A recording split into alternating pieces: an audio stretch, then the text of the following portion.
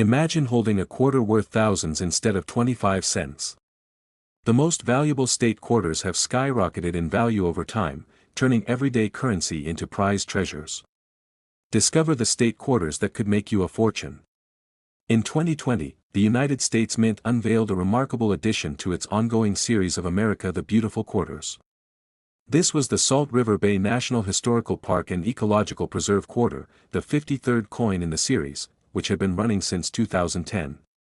The America the Beautiful Quarters program was designed to highlight some of the most stunning natural and historical landmarks across the country, and the Salt River Bay Quarter was no exception. It honored the natural beauty and historical significance of Salt River Bay, located on the island of St. Croix in the U.S. Virgin Islands, a place where centuries of history and vibrant ecosystems come together. The Salt River Bay National Historical Park is a unique place, one that is a mixture of rich history, cultural significance, and ecological diversity. Established in 1992, the park sits along the northeastern coast of St. Croix and preserves a site that has been a key location in both the history of the U.S. Virgin Islands and the broader Caribbean region.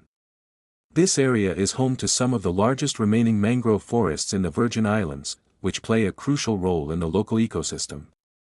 Mangroves, with their twisting roots and ability to thrive in saltwater, serve as essential protectors of the coastline, offering a natural defense against erosion and providing shelter to a variety of marine life. In addition to its ecological importance, the park is also an archaeological treasure trove.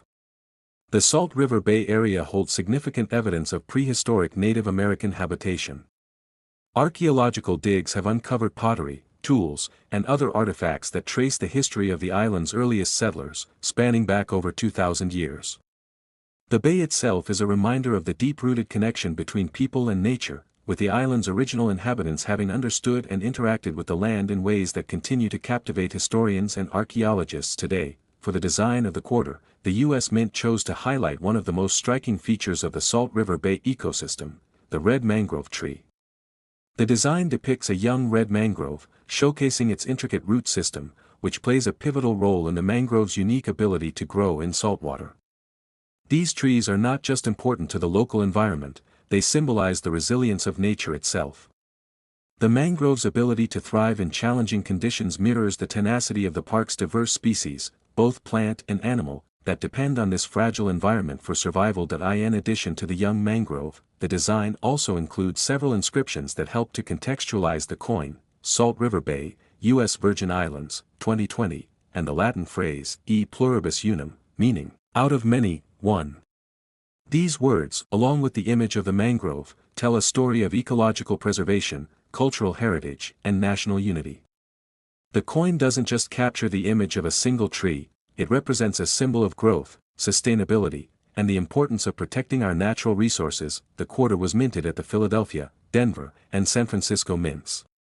While the vast majority of the quarters were struck in the Philadelphia and Denver facilities, the San Francisco Mint created proof versions of the coin, primarily intended for collectors. These proof coins are struck with a special process that results in a smooth, mirror-like finish. These coins are produced in much smaller quantities, making them more sought after by those who collect not just for historical significance but for their beauty and craftsmanship. Alongside the typical clad quarters, there were also special versions of the Salt River Bay quarter that were minted with a V75 privy mark at the West Point Mint. This particular minting was created to honor the 75th anniversary of the end of World War II. The addition of the privy mark made these coins particularly special and added a layer of historical significance. These coins, in particular, became highly collectible because of the connection to a momentous time in history, making them rarer and more valuable. The production numbers for the Salt River Bay quarter were significant, with hundreds of millions of coins being struck. The Philadelphia Mint alone produced over 580 million of these coins, while the Denver Mint produced approximately 515 million. In contrast, the San Francisco Mint produced only about 528,900 coins, which were intended for proof sets. For collectors, the proof versions were the most desirable due to their exquisite finish, and they often fetch higher prices on the market. However, despite the vast production numbers, the true value of the Salt River Bay quarter, like any coin, is determined by rarity, condition, and the demand from collectors. In its most basic form, the quarter holds its face value of 25 cents, particularly in circulated condition. But for collectors, the value can skyrocket depending on the condition of the coin. Uncirculated versions of the coin, especially those graded at higher levels like mint state 65 or higher, can be worth significantly more, typically a few dollars. A coin in pristine, uncirculated condition might be valued around $2 to $3, while proof versions, particularly those graded at proof 69 deep cameo, might be worth around $20. That the coins minted with the V75 Privy mark carry an added value due to their limited production and special historical significance. These coins are particularly rare, and their prices can range significantly higher. In mint state 67, these coins can be valued up to $500, depending on their condition. The V75 Privy mark coins are especially sought after by collectors who want to own a piece of history, as they commemorate a major milestone in American history, the end of World War II. While most Salt River Bay quarters are not rare enough to fetch astronomical prices, there is one remarkable example that stands out. A particularly well-preserved, error-free, and high-grade version of this coin has fetched astonishing prices at auctions. The rarity of high-quality versions, the V75 Privy mark coins, and other specific variations have made this seemingly simple quarter one that is worth far more than just its face value. In some cases, these exceptional coins have been valued as high as $17,000, a staggering amount for a coin that was originally intended to be spent as pocket change. This hefty value comes not just from rarity, but from the unique story that these coins tell.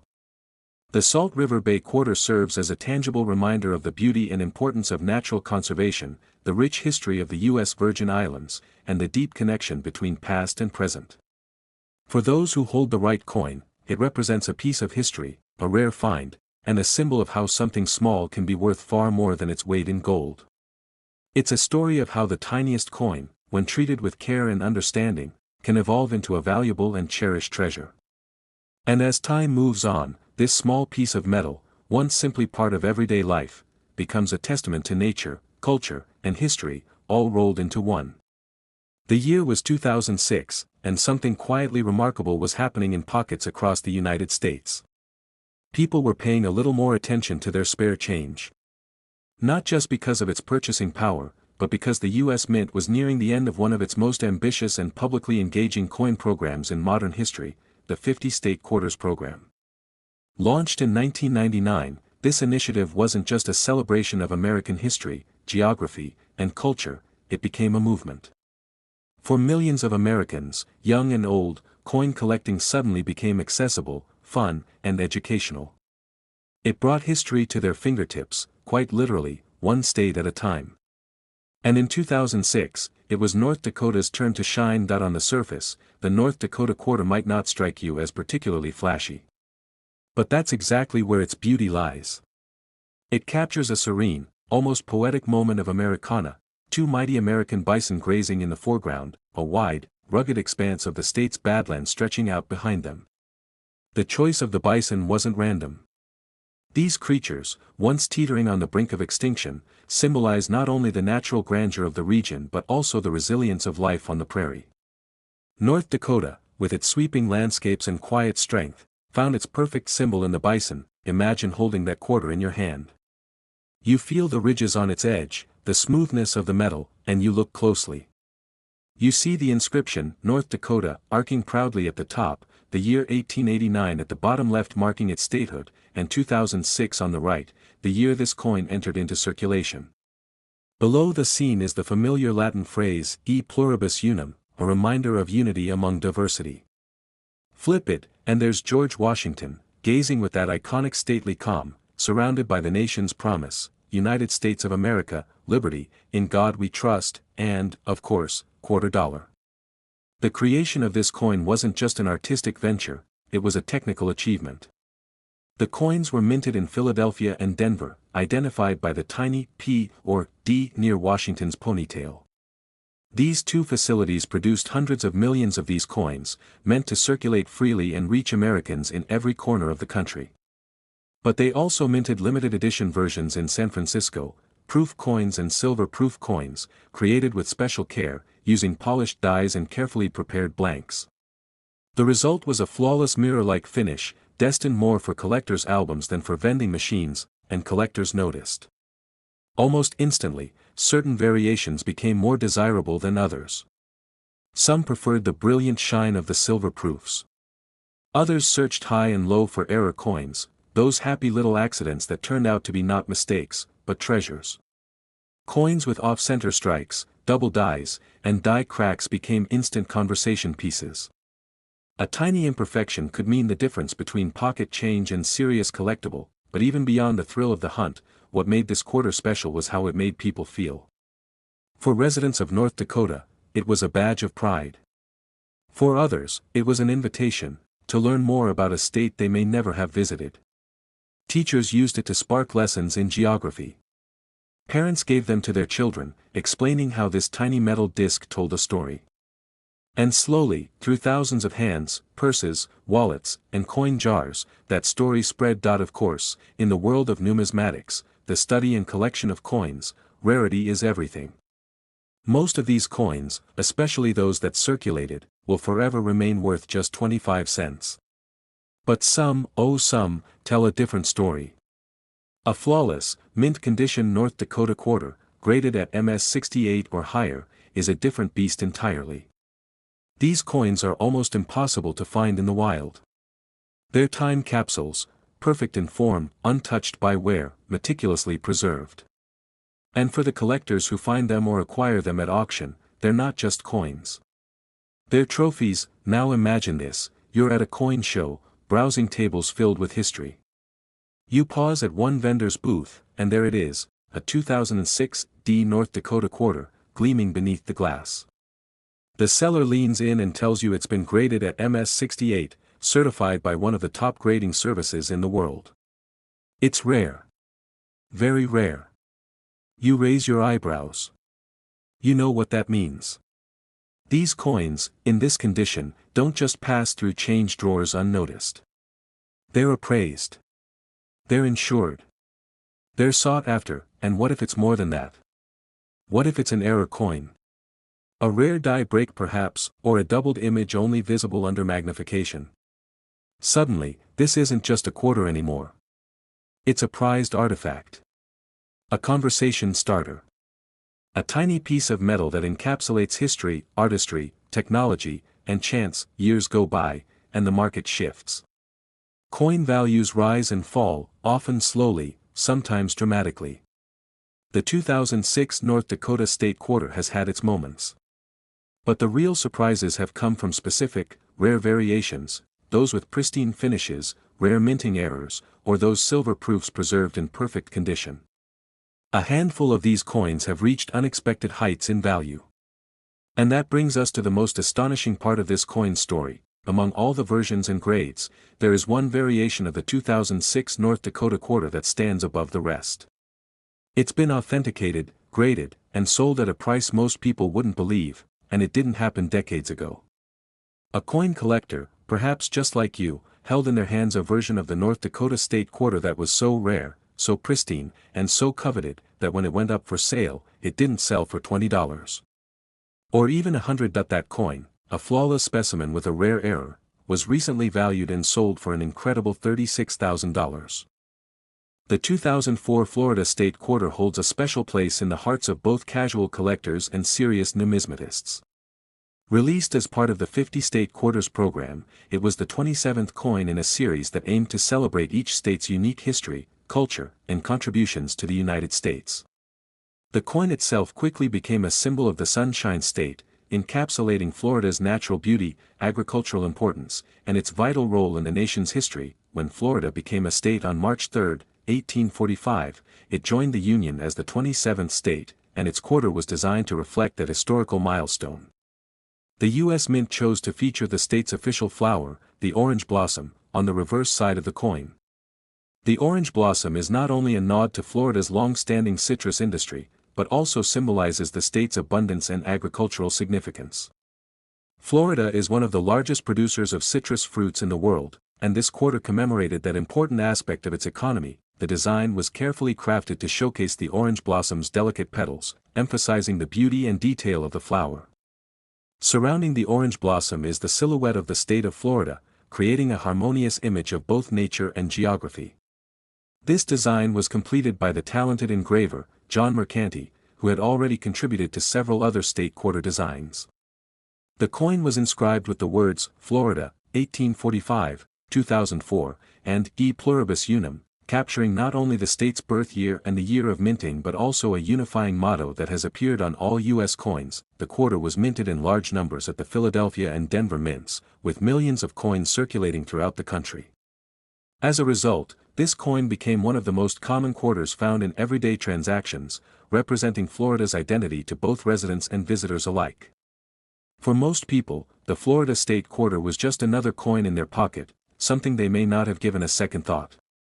However, for collectors, this coin quickly became much more than just currency. In addition to the regular circulation coins, the U.S. Mint also produced proof versions of the Florida quarter. These proof coins were struck with special care, using polished dies and high-quality planchets to create coins with a mirror-like finish. These coins were intended for collectors and were sold in sets or individually, often accompanied by a certificate of authenticity.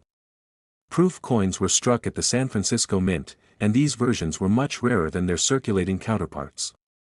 The Florida Proof Quarter, with its flawless finish and intricate design, became a coveted item for numismatists. Furthermore, the U.S. Mint also released silver-proof versions of the Florida Quarter. These coins were struck using 90% silver, making them more valuable due to the precious metal content. Silver-proof coins were produced in smaller quantities, which only added to their desirability among collectors. These silver quarters were often sold as part of exclusive proof sets and became an important part of the coin collection market, particularly for those who appreciated the added value of silver. Despite the widespread circulation of the Florida quarter, it didn't take long for collectors to realize that there were subtle variations and errors that could make certain versions of the coin more valuable. While most of the Florida quarters were produced without any issues, a few notable error coins began to surface. These included coins with double strikes, misaligned dies, and other minting mistakes that are highly sought after by collectors. Error coins, while rare, are often considered some of the most valuable in the world of numismatics. The Florida quarter, being part of a large, national program, was not immune to such anomalies. As the years went by, the value of the Florida state quarter began to appreciate, especially among serious collectors. Coins in higher grades, such as those graded MS-65 or higher, could command a premium over their face value. Uncirculated coins, which had never been in circulation and were in pristine condition, became particularly valuable. Proof coins, especially those graded as Proof 69 Deep Cameo or higher, also saw an increase in value due to their near-perfect appearance and the limited number of such coins produced. One of the key factors that helped drive the Florida quarter's value was the increasing demand from collectors and investors who were looking for coins that not only had historical significance but also held the potential for future appreciation. Over the years, as more and more people became interested in coin collecting, coins like the Florida quarter became a part of the broader numismatic culture. The 50-state quarters program itself contributed to a resurgence in interest in American coins, and collectors began to recognize the potential for substantial gains as certain quarters became rarer and more sought after. However, the real twist in the tale of the Florida state quarter comes when considering its remarkable current value. For years, coins in excellent condition, including those that were part of special sets or featured rare errors, were worth a few dollars above their face value. But time, rarity, and demand have worked together to elevate the worth of this particular coin far beyond expectations. Today, the most prized Florida quarters, those that are in perfect condition, graded as MS-67 or higher, and those with rare minting errors, can fetch an impressive price. The current market value for the highest quality examples of this coin has reached a staggering $43,000. How did this happen? It's a combination of several factors. The Florida quarter was part of a highly popular program that helped elevate the general awareness of coin collecting. The state's cultural and economic importance, combined with the lasting appeal of its design, has ensured that the coin remains relevant even years after its initial release. The presence of certain rare variations, especially error coins, has made these quarters highly sought after by collectors who understand the value of a unique piece. And, of course, as time passes and fewer pristine examples remain in circulation, the value of these rare coins continues to rise.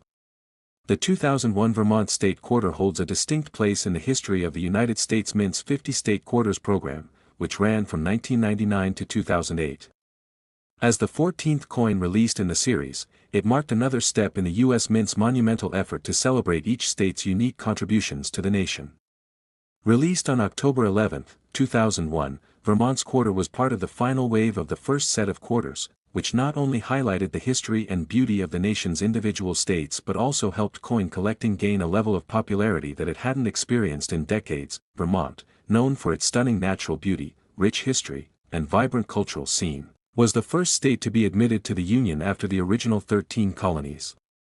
Its admission on March 4, 1791, as the 14th state, was a momentous occasion that had far-reaching impacts on the expansion of the United States. Vermont's decision to join the Union came at a time when the fledgling country was still establishing its identity, and Vermont's role in that story is a key part of its lasting legacy. It is a state that has always held a special place in the heart of the nation, and this quarter captures that essence. The design of the Vermont State Quarter was a direct reflection of the state's character. For a state known for its beautiful forests, rustic landscapes, and charming rural communities, the U.S. Mint chose to focus on a quintessential Vermont image, a cow grazing peacefully in a green meadow, with the Green Mountains in the background. This design was in homage to Vermont's long-standing agricultural traditions, particularly its dairy farming. The quarter's reverse side features a cow with a serene and tranquil expression, grazing on lush grass, which is set against the backdrop of the Green Mountains, the state's defining natural feature. This visual captures the essence of rural Vermont, a state where farming remains an important part of the economy and culture. Inscriptions on the coin include Vermont, 1781, marking the state's admission to the Union, and 2001, the year of the coin's release. Along the top edge of the coin, the words E pluribus unum, a Latin phrase meaning out of many, one, are included, as they are on all U.S. coins.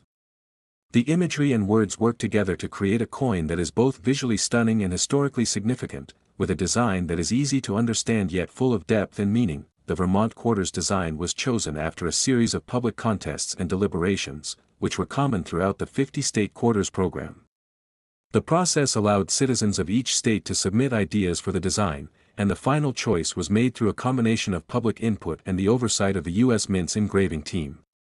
In the case of Vermont's coin, the design was created by John Flanagan, who had worked on several coins for the U.S. Mint. The engraving was crafted to showcase the state's agricultural heritage, while also highlighting the beauty of its mountainous landscapes. For many years, Vermont was known as one of the most rural and isolated states in the U.S., with its economy historically centered around agriculture. Dairy farming, in particular, has long been the state's most important industry, and Vermont's cheeses are widely regarded as among the finest in the country.